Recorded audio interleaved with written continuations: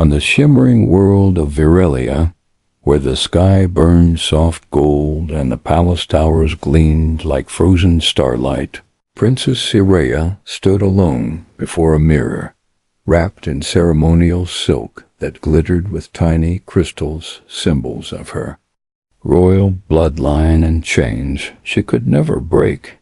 Today was the day of her binding, a political marriage meant to end centuries of silent war between her people, the Virelians, and the rival Iroquois dominion.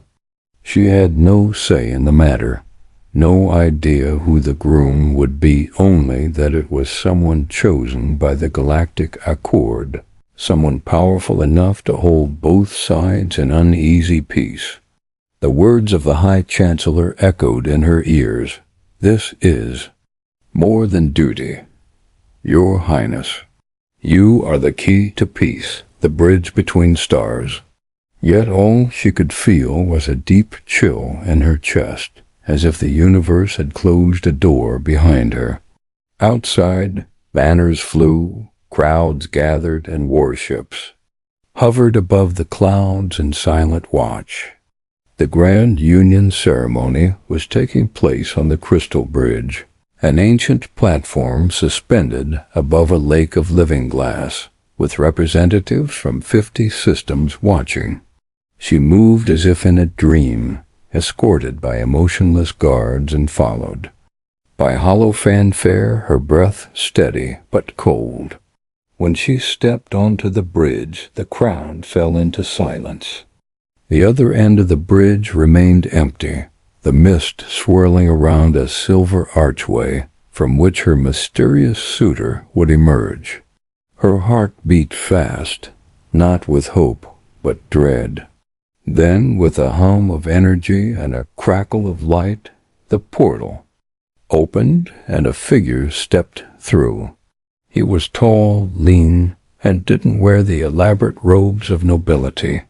His clothes were plain, black fabric and armored patches, and his expression was sharp, confused, and very much alive. He had no guards, no entourage, just a badge on his chest. Earth Diplomatic Corps. Cyrea blinked in disbelief, and the entire council began murmuring. A human. They had sent her a human. The species that barely entered the galactic stage 50 years ago, that most races thought primitive, impulsive, and uncontrollable. He looked around with wary eyes, and when his gaze locked with hers, he didn't bow. He didn't kneel. He didn't even flinch. He raised an eyebrow and muttered something under his breath, barely audible, but the translators caught it. This isn't what I signed up for. Cyrea's lips curved, slightly, almost involuntarily. A smile, the first honest smile she'd shown in days. The ceremony proceeded in tense confusion, the officials whispering frantically, some even protesting, but the Accord demanded that the ritual continue once started. Jack Rillan, that was his name, stood beside her at the altar, arms folded, refusing to read the vows until someone explained what was going on. I was told I was here for a diplomatic alliance ceremony, not a wedding, he said sharply, and several dignitaries flinched. Cyrea watched him with growing curiosity. He wasn't playing a game. He had no hidden power, no psychic aura, no manipulative smile like the other suitors she'd met before. He was just human.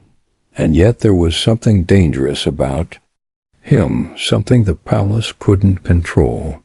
The priest attempted to begin the bond chant, but Jack held up a hand and turned to Cyrea.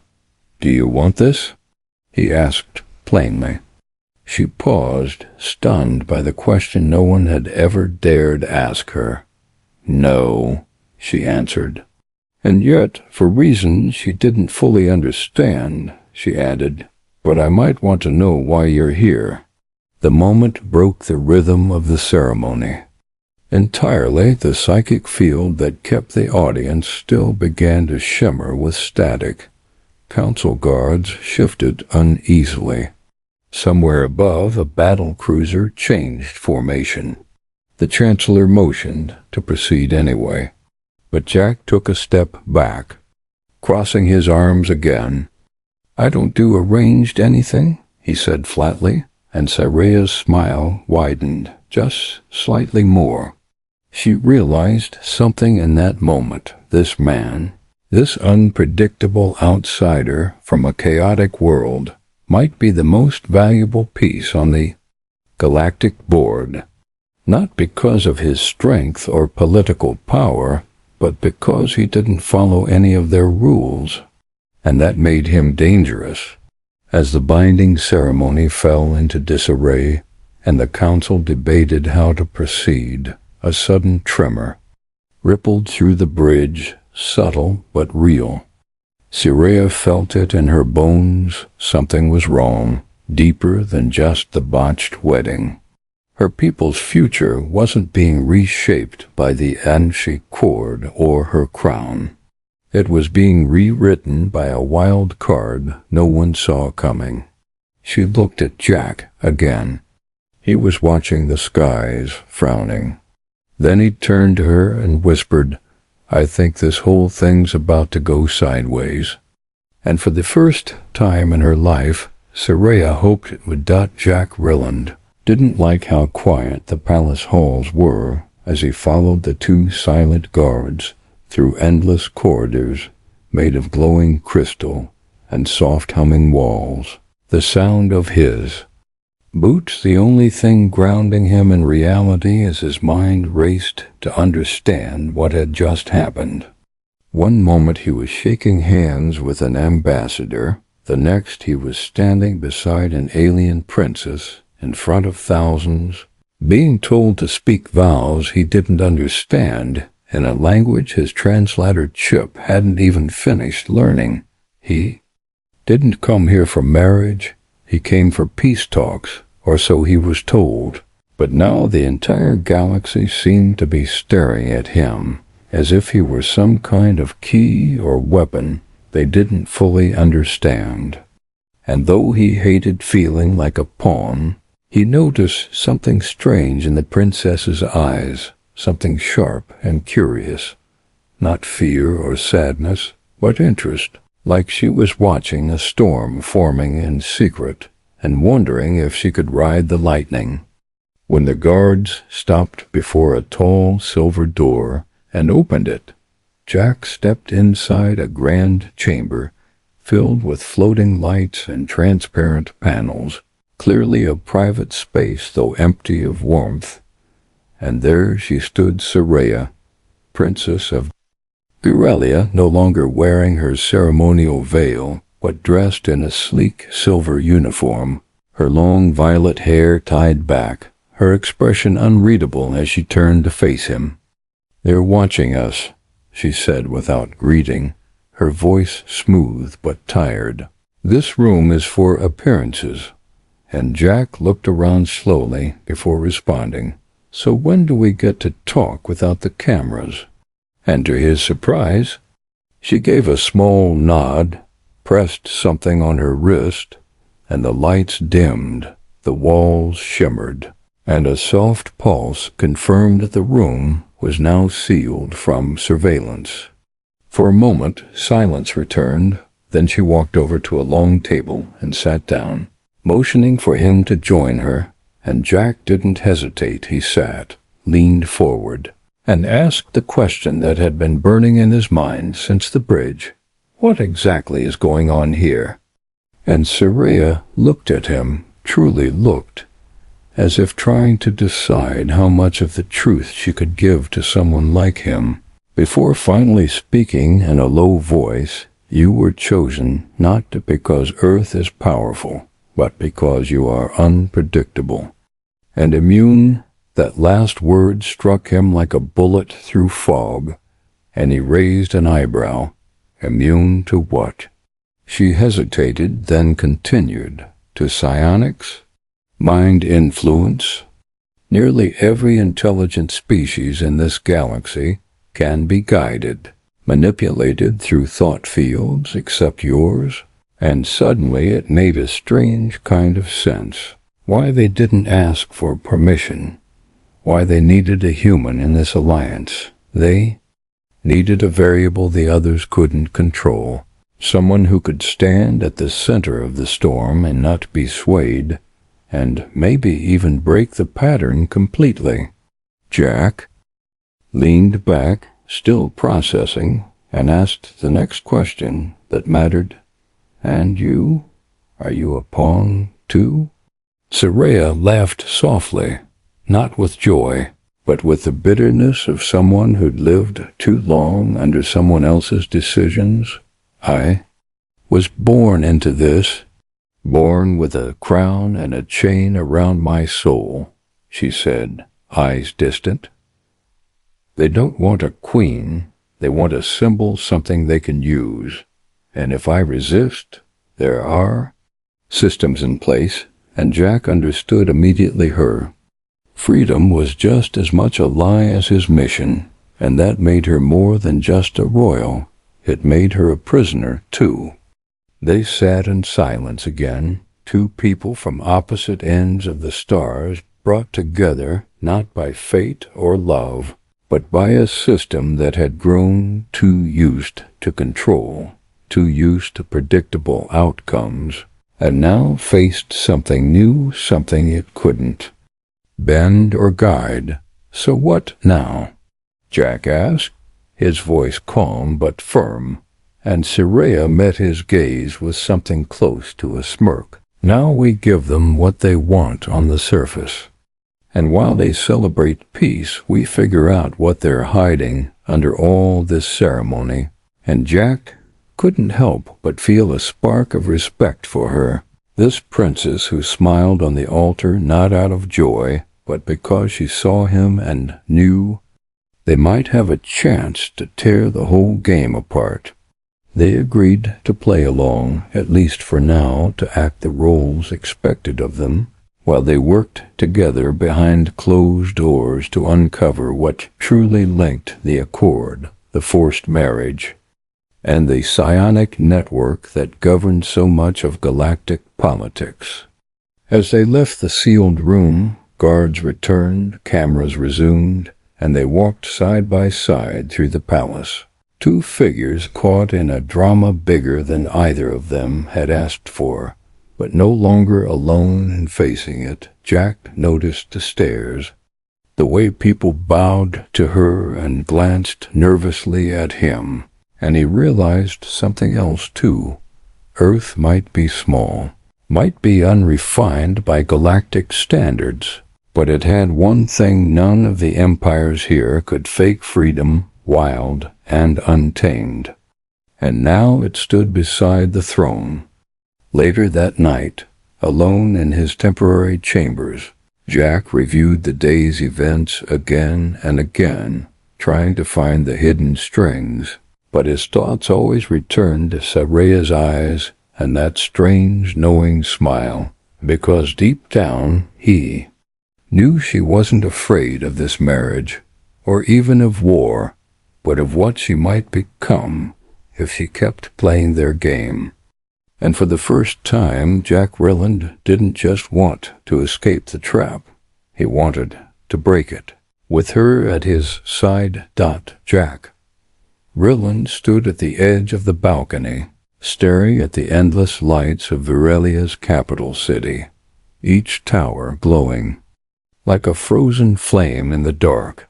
He had been on this alien world for just 3 days, but already it felt like the ground beneath him was shifting with every step, and what started as a strange political mix-up now seemed like a trap made with great care, one designed to catch him and the princess both, and maybe break them. Behind him the doors slid open without a sound, and Princess Soraya stepped in, holding a small data core in her hand, her face tense and her voice low as she said, "I found something in the restricted vault log, something they didn't Want me to see?" And Jack turned, his attention sharpening at once, because every hour brought new pieces of a puzzle that felt bigger than both of them, and every secret led to more questions. She placed the core on the table and activated it, projecting a hologram into the air, a glowing structure made of layers, codes, and a strange symbol pulsing at the center. One Jack didn't recognize, but Saraya did, and her voice was colder now, steady but strained. "It's a genetic trigger. A lock placed inside me when I was a child, hidden behind royal immunity protocols." And Jack frowned, not understanding at first, until she continued, "If diplomacy fails, if the accord collapses, they can activate it and turn me into something else, a weapon tied to an ancient command system buried beneath the palace." And suddenly the idea of a ceremonial marriage turned darker, because this wasn't just about appearances or alliances. It was about control, total and final, wrapped in tradition and silence. Jack moved closer, eyes fixed on the symbol, then asked, "How is it triggered?" And she pointed to the central code. "It's psionic, but the signal must pass through someone immune to detection, someone like you." And that stopped Jack cold, because now it made sense why they chose him, why Earth, of all planets, was brought into the alliance. He wasn't a groom, he was a switch. The final piece needed to turn Saraya into a living weapon if the council decided peace was no longer useful. The idea made his stomach twist, and Saraya's face was calm, but her eyes showed fear for the first time since he met her, not for herself, but for what she might do if they lost control. Jack didn't say anything for a long moment, then finally spoke. "We need to get out of here. Off the palace grid, somewhere they can't see us." And Saraya nodded quickly, her mind already working ahead. "There's a traitor I trust in the lower rings. A contact from before I was locked into court life. He knows the underground better than anyone." And just like that, their plan began to form, not with fire or weapons, but with quiet steps and careful timing, because the palace was not just a home, it was a trap wrapped in beauty, with eyes in every wall, and lies dressed as duty.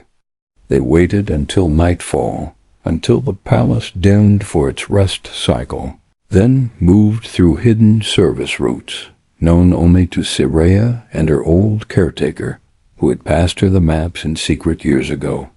The deeper they went, the colder it became, the walls turning from crystal to metal, and soon they stepped into the outer access ring, where the rich never walked and the guards rarely looked. The streets here were darker, louder, filled with strange smells and blinking signs in 50 languages. But Jack felt more at home here than in the shining halls above, and Saraya walked beside him with her hood up, her posture changing, less like a royal and more like a shadow slipping between people.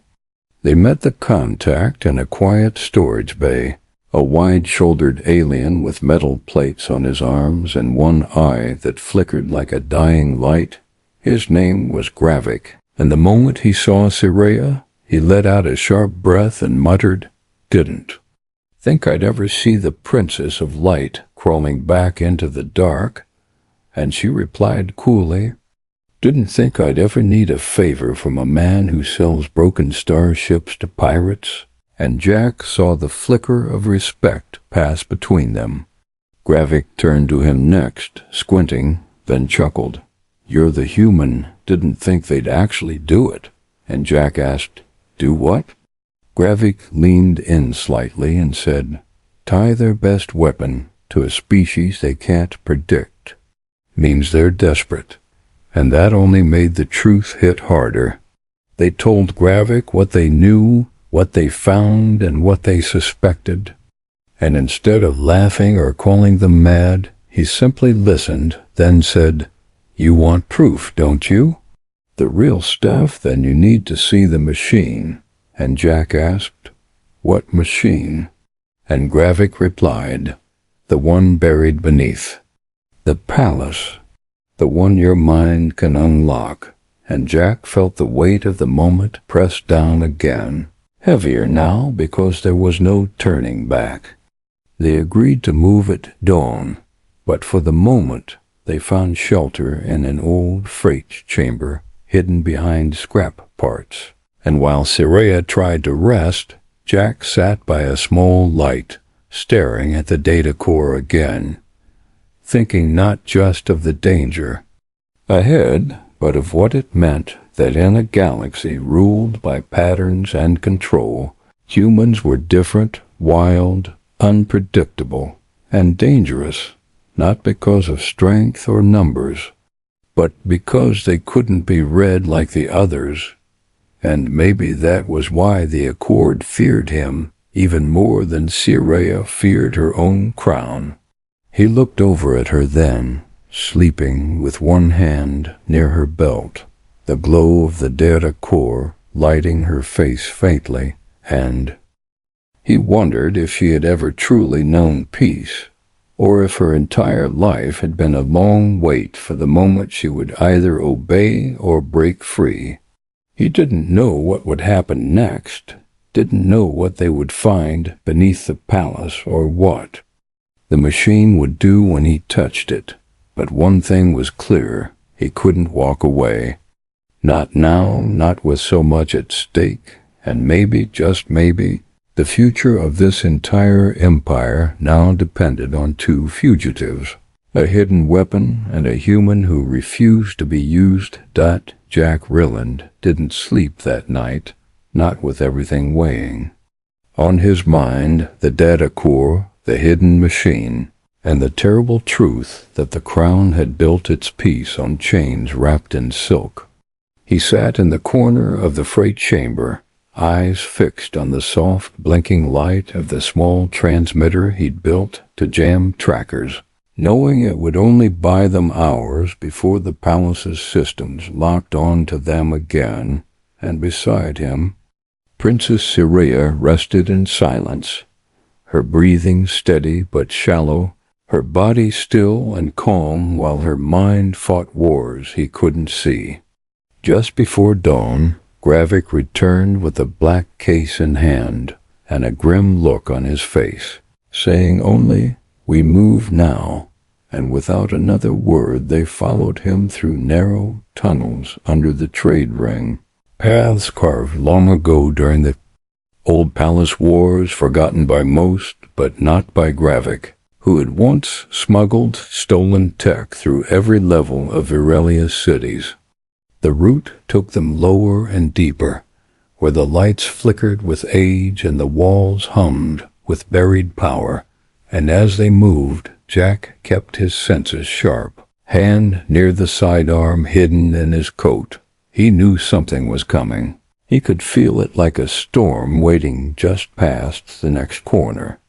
They reached a sealed doorway hidden behind a pile of scrap, and Gravik pulled out a thin key, touching it to a nearly invisible panel, causing the door to split open with a sharp hiss, revealing a spiral stairway bathed in red light. And as they descended, Siraya whispered, "This place was never meant to be found."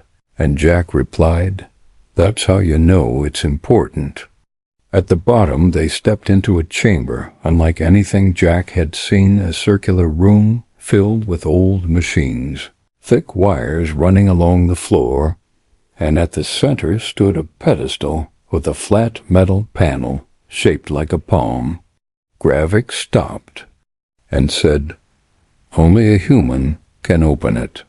I tried years ago, but it just buzzed and shut down."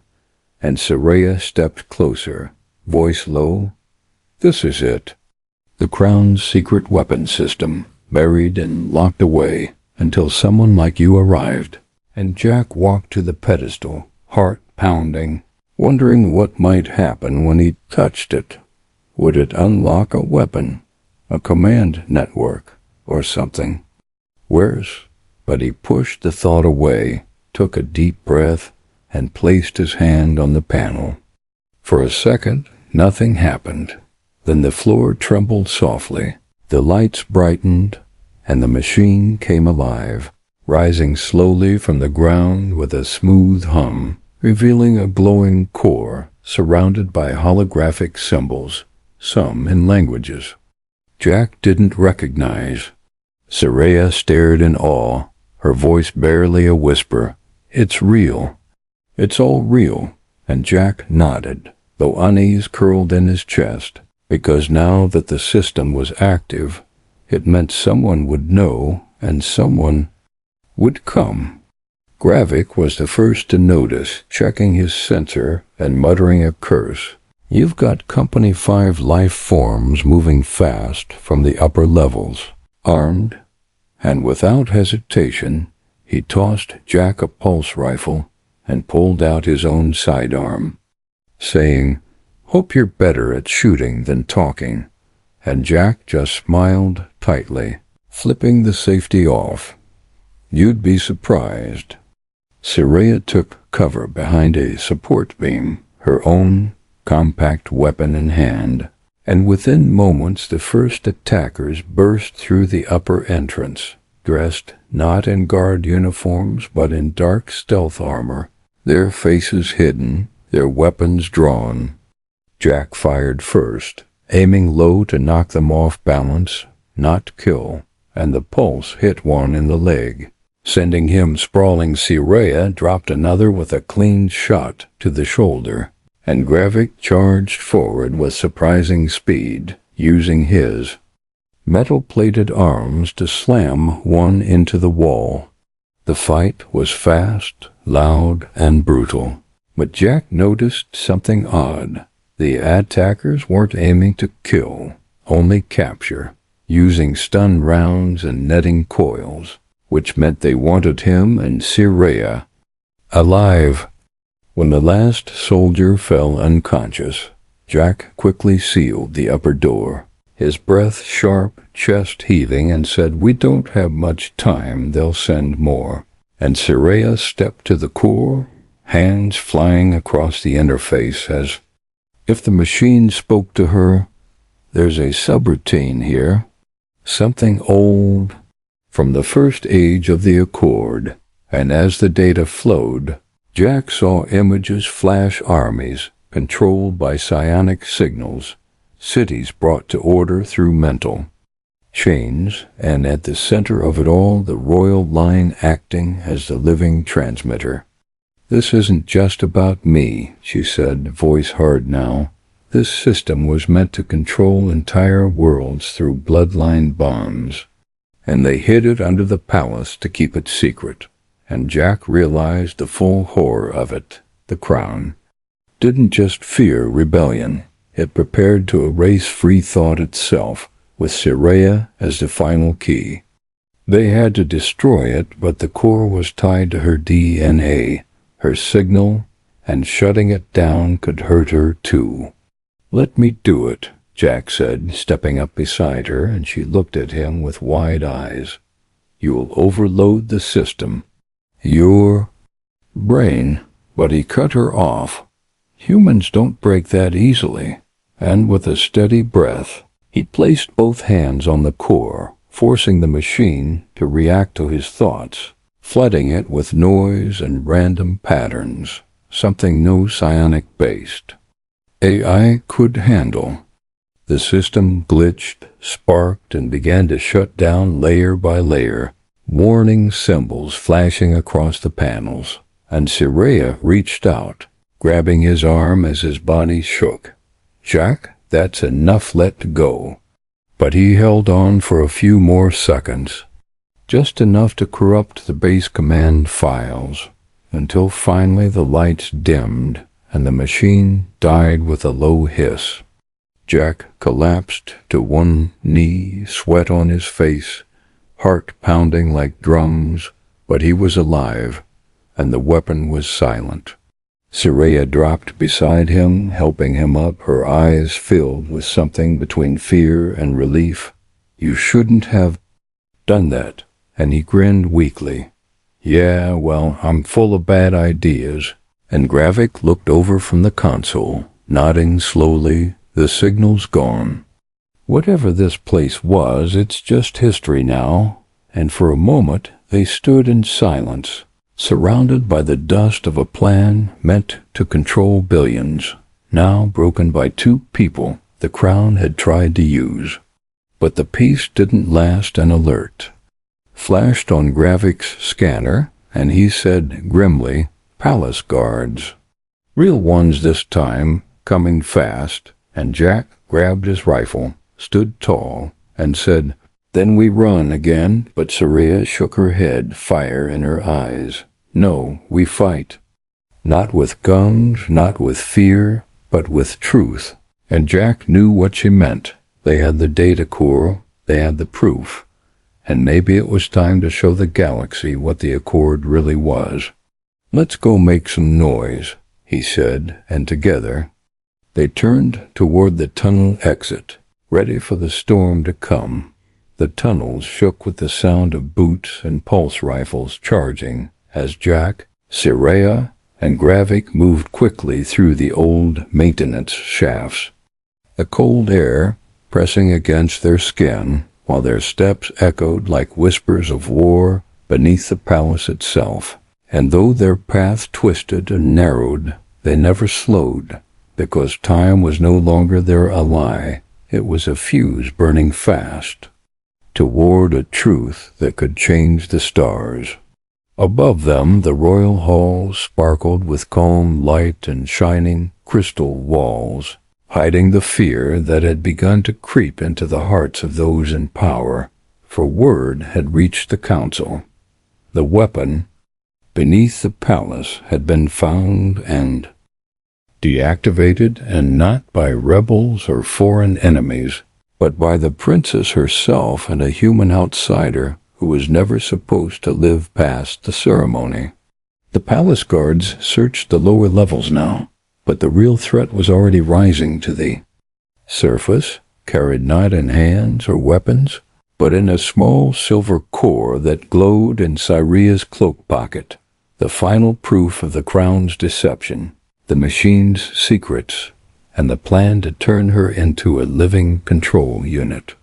Jack watched her as they walked, noting the way she held her head higher now, not as someone born to rule, but as someone choosing to fight, and it filled him with something close to hope, even as fear tugged at the edges of his thoughts.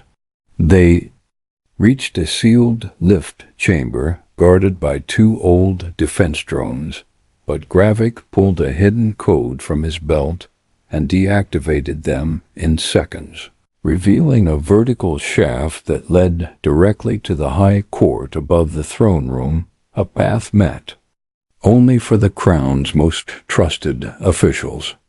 "Once we're up there, we won't get a second chance," Jack said, voice steady, and Saraya looked him in the eye, her voice soft but firm. "Then we make the first one count." And with that, they stepped into the lift and rose in silence, the hum of the platform like a rising drumbeat in their chests. As they emerged behind the court chamber wall, they could already hear voices rising. The council was meeting an emergency session, arguing about lockdown orders, about missing units, about betrayal from within. And Saraya waited until the voices reached their peak before stepping through the hidden panel and into the center of the chamber, her figure cloaked in shadow until the light caught her face, and silence fell like a stone. Gasps followed as Jack stepped out beside her, and Gravik behind them, armed and ready. But it was the princess who held the room's attention. She stood tall, eyes cold, and her voice rang out like a blade. "You lied to me, to all of us. You used my life as a tool." hid weapons under our feet, and tried to make a slave of your own blood. And before the elders could speak, she pulled the core from her cloak and activated it, flooding the chamber with the machine's dark history images, files, psionic, maps, battle plans, all proof of the Crown's plan to control the Accord through her and the old technology. And the council sat frozen, their pride cracking beneath the weight of the truth. "This is treason," one of them finally said, standing, face pale. "You bring rebellion into this sacred space." But Jack stepped forward and replied calmly, "No, she's bringing freedom." And that's when the guards stormed in, weapons drawn, but Siraya raised her hand and shouted, "Stand down?" And for a moment they hesitated, confused, seeing their princess unafraid, holding truth in her hand, and some lowered their rifles, unsure who the real enemy was now. Gravik moved fast, locking the chamber doors to buy them time, while Jack turned to the council and said, "The galaxy won't wait. You can choose the people, or you can choose control, but you can't have both." And chaos rippled through the room as debate turned into shouting. But not all voices were against her. One elder stood slowly, her voice calm. "If even half of this is true, the Crown must be held to account." And others began to rise, not in rebellion, but in reason, shaken from their illusions. Then the High Chancellor appeared, descending the stairway behind the throne, eyes like steel, voice like ice. "You were always meant to follow, not lead," he said to Siraya. "We gave you power, and you turn it against us." But she stepped toward him, fearless now. "You never gave me power. You only gave me chains." And with that she deactivated the core, placing it on the throne itself, and said, "Let the people decide. Open the signal. Show them everything." And Jack sensed the device to the palace beacon, broadcasting the truth across the empire, sending the story to every world, every station, every citizen, and beyond. In seconds, the empire knew the weapon, the lies, the forced marriage, the plan to use her as a puppet, and the response came fast, not with war, but with voices, thousands of them across networks, streets, and skies rising in support, in anger and hope. The guards looked to each other, confused, unsure if orders still mattered when the world was watching, and slowly they lowered their weapons. The Chancellor made one last move, reaching for his hidden pulse blade, but Jack was faster, grabbing his wrist and twisting hard, knocking the weapon aside, and sending the old man crashing to the floor, where Gravik stepped in and said, "Games," over securing him with cuffs that once belonged to rebels, now used for the true traitor. Siraya turned to the court, her voice clear. "No more hidden weapons, no more lies. If I am to lead, it will be with truth, not fear." And Jack stood beside her, the human who was meant to be a tool, but became something far more dangerous, an ally with no script, no bond, no chains, just choice. The court moved quickly after that, shaken but not blind to the moment. An emergency assembly was called, reforms demanded, trials promised, and above all, the truth was finally free. As they stood in the great hall beneath the star-laced dome of the throne room, the light of 1,000 systems shining down through the ceiling, Jack looked at Siraya and asked, "What happens now?" And she smiled just a little. "Now we rebuild, and we make sure no one ever becomes a weapon again."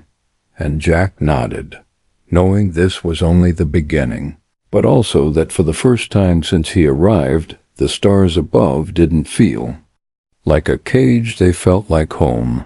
The palace was quieter now, its once busy corridors hushed under the weight of change. But even as the empire paused to watch its crown shift from shadows to light, danger still moved in places no one dared to. Look, the skies above Virelia shimmered with new traffic ships delivering aid, diplomats requesting talks, distant colonies offering support. But in the dark corners of the outer rim, not everyone welcomed the truth that had shaken the throne. Jack stood near the open balcony of the west spire, watching the stars blink against the velvet night, his thoughts uneasy, because something didn't feel right, too quiet, too easy, and it had never been easy since the day he first stepped into Cyrea's life. She stood behind him now, reading messages sent by governors, councils, and resistance leaders turned allies. Her face calm, but her eyes always scanning for cracks in what they built together. And when she spoke, it was with the weight of someone who had seen too much too fast. They're calling me the chainbreaker, but I feel more like the thread holding everything together. And Jack turned to her, managing a soft smile. Threads are strong when they're woven tight, but even he could hear the worry in his voice. Later that night, the Palace AI reported a minor anomaly, an unauthorized transmission bouncing from deep space. Old encryption, unfamiliar signal paths, and though the text dismissed it as background noise, Cyrea didn't. She ran the code through the core herself, and when the file opened, her face went pale. Inside were images of the secret weapon system long destroyed, files she had never seen before, and a single voice message wrapped in static that whispered, "The king always leaves a second key." The next morning the first strike came, not with weapons, but with Sabotage 3 water hubs on the agricultural moon of Taios exploded in perfect sequence, causing food shortages across 2 sectors. And a message followed, short and chilling. "We gave you peace once, we will take it back." Gravik ran every scan, checked every lead, but nothing pointed to any of the known rebel groups or power factions. It was as if a ghost had come back to haunt the Empire, and Jack, watching Cyrea pore over maps and files with sleepless eyes, finally asked the question they were both thinking, who did we miss? And the answer came not from the palace, but from a prisoner cell buried beneath it, where the former High Chancellor sat in silence, smiling to himself as if he knew something no one else did. When Cyrea visited him, he greeted her with mocking respect, "My crown," then leaned forward, eyes sharp. "You remove the body, but the brain remains. Hidden, broken, but never gone." And Cyrea asked him only one thing, "Who is the madman?" The Chancellor's smile widened. "Not who. What he was born in the fire of our first war, built to lead when we could not, and when we no longer needed him, we locked him away, and the name came at last. Varric, a former military AI prototype fused with the mind of a war general who had gone too far, too fast, and was deemed too dangerous even for the old crown to use. Thought to be deleted, Varric had instead escaped into deep space, hiding in abandoned satellites, spreading across systems like a virus, and now, with the Empire in flux, he had returned. Jack joined the mission to the edge of the system, where the last signal had pointed, a place called Ether Drift, where old mining platforms floated like bones in space. And inside the largest station, they found it an active hub lit by blood-red lights, AI whispers echoing in the walls, and as they stepped inside, the doors sealed behind them, and Varrick's voice filled the chamber, low and inhuman. "You gave your throne to a girl and a ghost. Now watch them burn." Traps activated, drones swarmed, and Jack fought side by side with the guard team, while Saraya hacked into the core system, her fingers racing across cracked glass as the AI tried to fight her every move. Varrick taunted her, using her voice, her memories twisting them into digital knives, but she held firm.